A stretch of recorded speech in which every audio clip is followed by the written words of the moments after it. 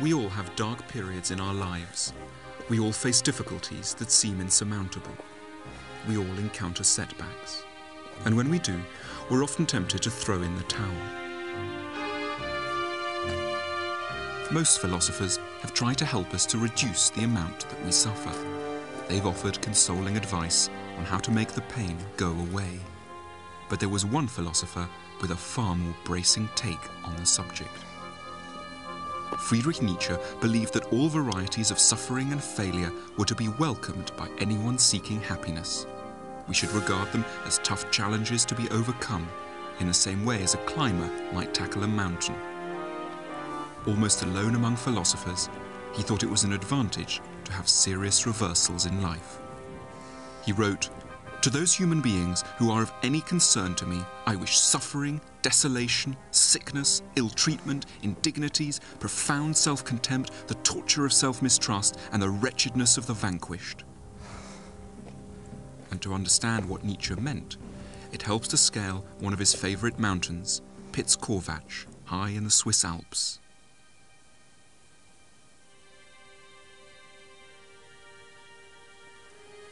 I'm now standing on the top of Piz-Corvatsch, and the view is extraordinary, sublime. There's a complete stillness in the air. Clouds are just drifting over us. We can see clouds below us, and then through the clouds, villages and forests. You feel like you're on the top of the world, and the air is curiously light, and you feel a kind of elated feeling. And I think that here we can start to understand why Nietzsche placed such an emphasis on the tops of mountains. It's at the very top of the mountain that come the finest views, but it's of course extremely hard to get to them. And this is symptomatic of his view that to reach anything that's worthwhile, to reach anything that's valuable, you have to go through an extraordinary amount of effort.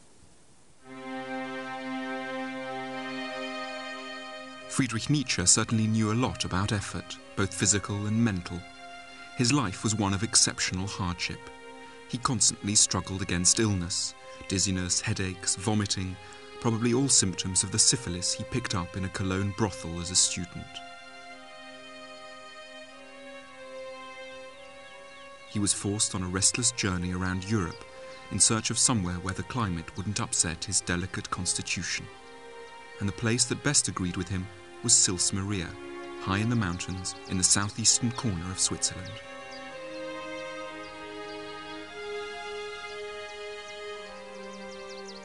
Nietzsche came here for the first time in June 1879 and immediately fell in love with the place. "I now have Europe's best and mightiest air to breathe," he wrote. "Its nature is akin to my own." He spent 8 summers in Sils Maria, living in this barely furnished room rented from a farmer.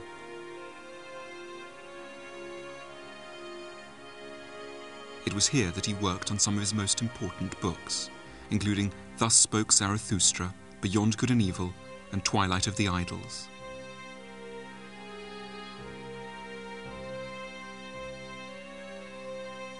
But his work enjoyed little success in his lifetime. Although he'd been made a professor by the age of 24, he was completely out of tune with his colleagues and was finally forced to retire at the age of 35. For the rest of his life, he had very little money, and the many books he worked on here went largely unread.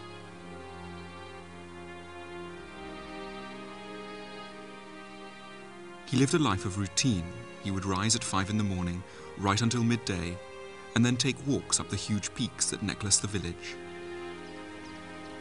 But he didn't just live amongst the mountains for the air and the nice views. The landscape he saw around him spoke to his deepest sense of himself and his work. Philosophy, he declared, is a voluntary living in ice and high mountains.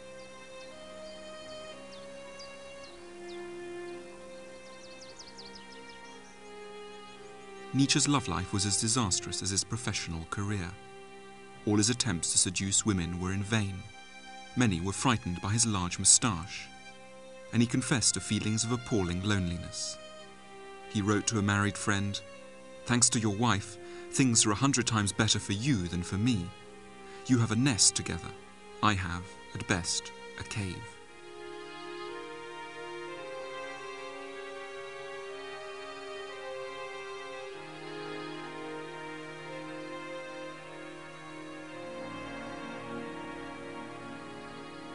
Nietzsche immersed himself in philosophy, but his working life was cruelly cut short. He ended his days in madness, having famously broken down and embraced a horse in Turin in 1889. He returned to his boarding house, danced naked, thought of shooting the Kaiser, and believed himself to be, amongst others, Jesus, Napoleon, Buddha, the King of Piedmont, and Alexander the Great.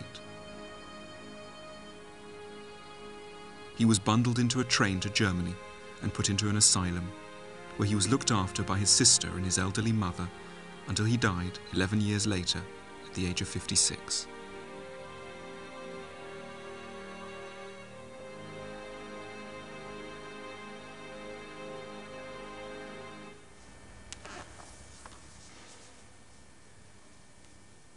A key lesson that Nietzsche's life of hardship taught him was that any worthwhile achievement was born out of constant struggle and hard work. Though we sometimes suppose that success comes easily and naturally to some people, there was no such thing as a straight path to the top in Nietzsche's eyes. Don't talk about giftedness or inborn talents, he wrote. One can name all kinds of very great people who were not very gifted. They acquired greatness, they became geniuses, and they did so by overcoming difficulties. It's a lesson that the ballerina exemplifies. Monica Perego is a principal dancer with the English National Ballet. It takes a lot of work, also dedication. It's a job that you do for love, really. And basically it's just a lot of practicing the same step over and over again till you get it right and you make it seem effortless. And a lot of pain in the body, of course, because it's a lot of strain for the muscles.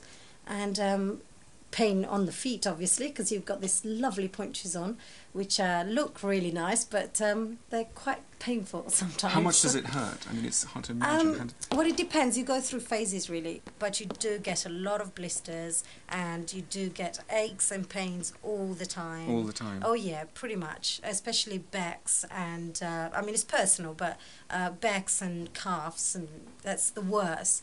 And, of course, blister on the toes, and, you know, yellow nails. They sound disgusting. What's a yellow nail? Well, basically bruised nails. Right, bruised toenails. So, yeah. And do they bleed as well? Do your feet ever bleed? Well, yeah, just with blisters. I had actually 2 toenails coming off as well.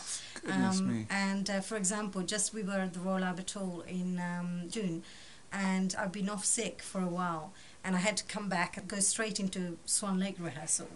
And so my feet weren't used to it. So I had about 10 blisters on my toes, and I had to perform, you know, with like blood and, you know, loads of paddings and try to not to feel the pain. But of course you always feel it.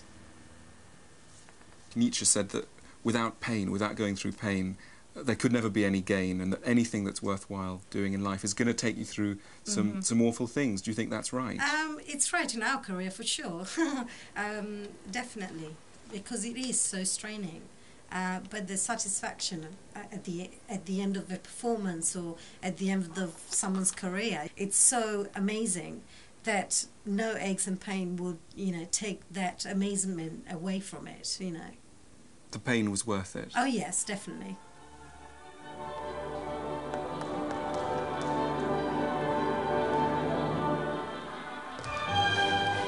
At the heart of Nietzsche's philosophy is a simple idea. Difficulty is normal. We shouldn't panic or give up when we experience it. We feel pain because of the gap between who we are at the moment and the person we could ideally be. It's because we can't master the ingredients of happiness straight away that we suffer as much as we do. But Nietzsche didn't think it was enough just to suffer. If hardship was all it took in order to be fulfilled, then all of us would be happy. The challenge is to learn to respond well to suffering, perhaps to use it to create something beautiful. Nietzsche had some good suggestions. Friedrich Nietzsche was one of the few philosophers to speak of the virtues of hardship and failure. He thought that we could all potentially benefit from them. Paul Brown ran a drinks distribution company outside Manchester, which went bankrupt last year. He's now back in business, but the experience of failure changed his life for the better. As a person, Do you think as you come in here every morning, do you think you're slightly different because you've had this experience? Yeah, I'm in earlier for a start. Yeah. But no, I don't let the little problems, I don't let them get on top of me. Yeah. You know, it's a little problem. You know, it'll go away. You don't take it into it's like massive, you know, like it's the end of the world. Yeah. You know, the end of the world happened, you know, a couple of months ago, and it failed, and suddenly there's a new world. So, well, it hasn't ended at all. So you don't think a problem is the end of the world, you know. So in a way, you don't panic as much because you think, well, I've been through the worst has happened, yeah, and I came through it. Yeah, yeah. You do, because you know it's not as bad. It really isn't as bad. You know, as what everyone makes out, you know. Yeah. Failing is horrible. I wouldn't like anyone to fail, but have the experience of failing. Have the feeling of the experience of failing, at least. You know, because that's horrible. But try not to fail, you know. But everyone fails, I suppose, yeah. So. And yet, I don't know, I mean, I think it's something interesting that Nietzsche says, is that we slightly live in a culture where failure is not spoken of. It's like there are these failures and sort of that's just this freakish thing that happens to a few people and let's not talk about them. And then there's success. But somehow the two are not brought together, and I think what's quite interesting is to think in every life, even a good life, even a successful life, is going to involve some failure at some level. Not necessarily a huge level, but at some level. Well, how would you be able to judge your success if you haven't failed? Yeah? Paul's experience in many ways confirms Nietzsche's analysis of the benefits of failure. However, Nietzsche's point is more subtle. He didn't think that having failed was in itself enough. All lives have failures in them.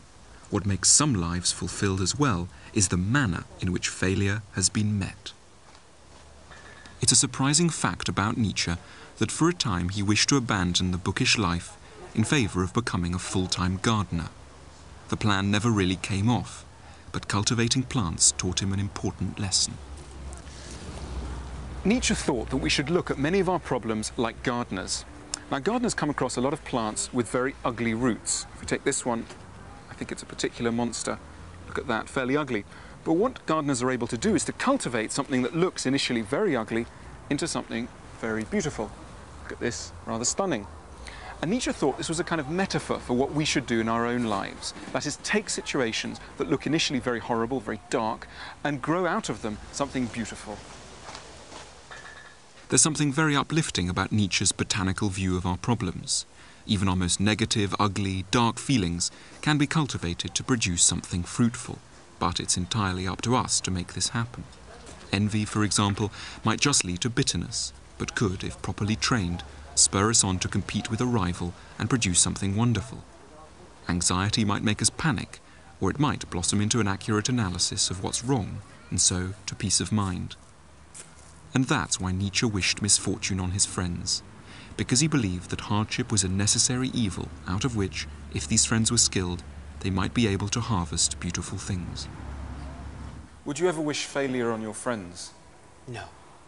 The For some feeling reason. of failure, yeah. Feeling of failure? The feeling of failure. Why?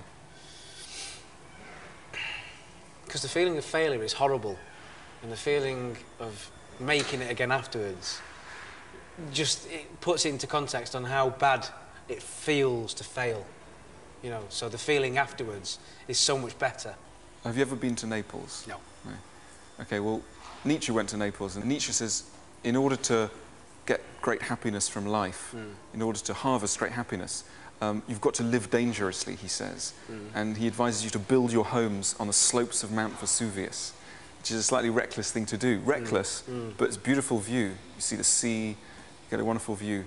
And that's kind of his, you know, his idea that life's a risky business, and no pain, no gain. True, true, yeah.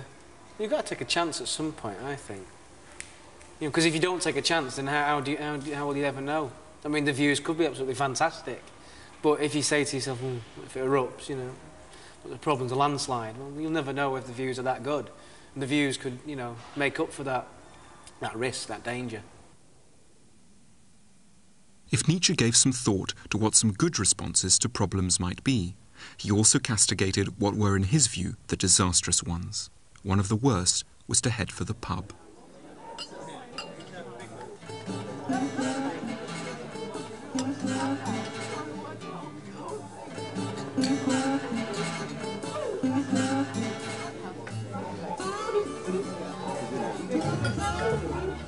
One of the most striking facts about Nietzsche is that he hated drinking alcohol. And this was more than just a personal taste. He believed that anyone with even the slightest interest in being happy should never go anywhere near a drop of alcohol. As he put it, all the more spiritual natures should abstain from alcohol completely. Water always suffices. Water, the Nietzschean drink. To imagine there is benefit in escaping our troubles once in a while with an alcoholic drink or two is to misunderstand completely the Nietzschean analysis of the relationship between happiness and pain. Happiness does not come from escaping troubles. It comes from cultivating them, from turning them to your advantage. The last thing Nietzsche thought we should do with our sorrows is drown them. Our worries are vital clues, telling us what's wrong with our lives and pointing the way to our ultimate improvement.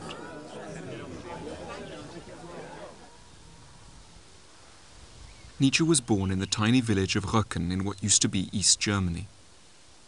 His father was the parson. His deeply devout mother was herself the daughter of a parson.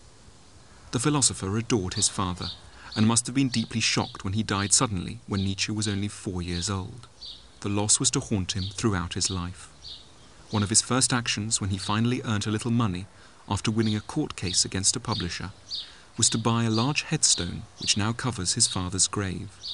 And on it Nietzsche had inscribed a quotation from the New Testament. Die Liebe höret nimmer auf. Love never ceases. A traditional Christian message. Even though Nietzsche loved his father deeply, even though he's buried in a Christian graveyard right next to his father, the pastor, Nietzsche had the greatest reservations about the kind of assistance that Christianity brings us when we're facing difficulties and problems.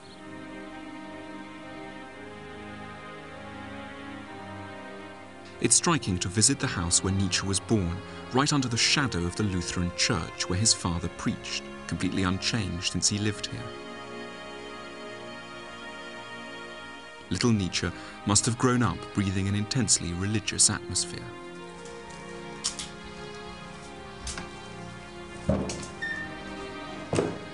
So it's very surprising to read the philosopher and find out what he had to say as an adult about his parents' religion.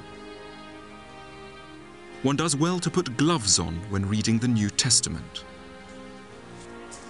In the entire New Testament, there is only one solitary figure one is obliged to respect. Pilate, the Roman governor. And, quite simply, it's indecent to be a Christian today. Nietzsche was rather against Christianity for the same reasons as he was against getting very drunk. In the short term, going to hear a service in a Christian church may make you feel quite good in the same way as getting very drunk may make you feel quite good.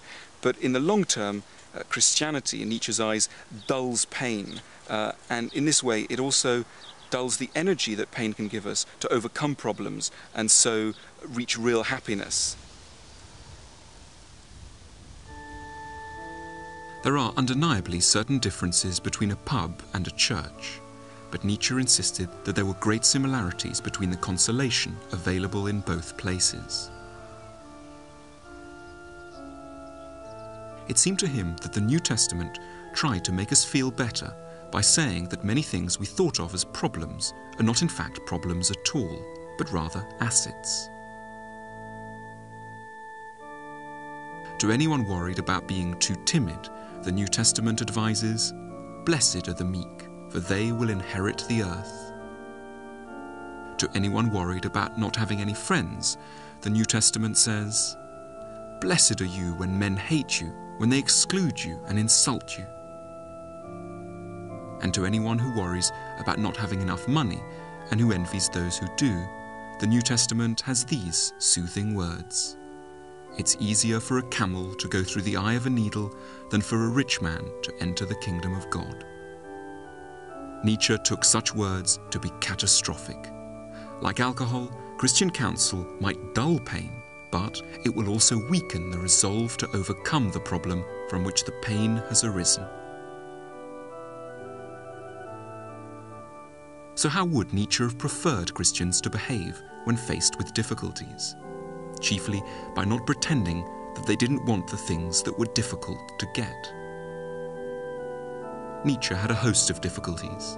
He was poor and sick and lonely, but he never behaved in the way that he had accused Christians of behaving. That is, he never declared that health and wealth and love were bad. He accepted that he didn't have them, partly by choice, partly by circumstance. But he did not deny his wishes. He did not deny his pain. And so it perhaps comes as no surprise to find in the parish records of his burial here in Röcken that the church authorities have written, beside his name, the words, "A known Antichrist."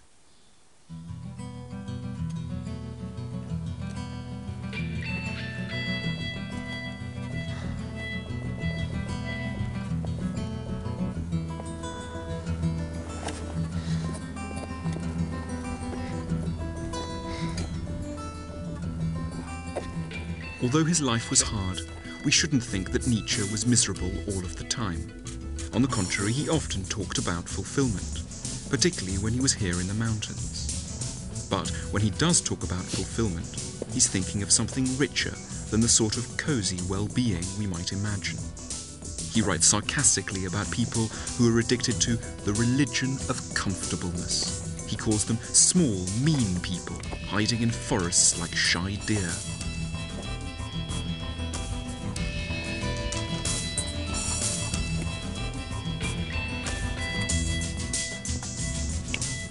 But those of us who dare to climb up above the tree line will see the views and breathe the air. It's then that we'll understand the benefits of abandoning comfort for true fulfillment.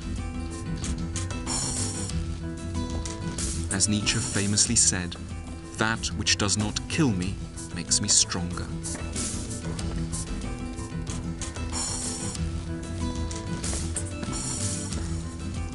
Like every philosopher in this series, Nietzsche was interested in making people happy.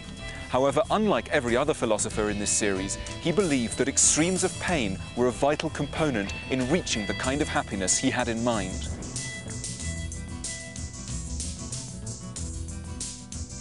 Not everything which makes us suffer is necessarily bad for us. Not everything which makes us feel good is necessarily actually good for us. To regard extremes of suffering as an evil, as something to be abolished, wrote Friedrich Nietzsche, is a supreme idiocy.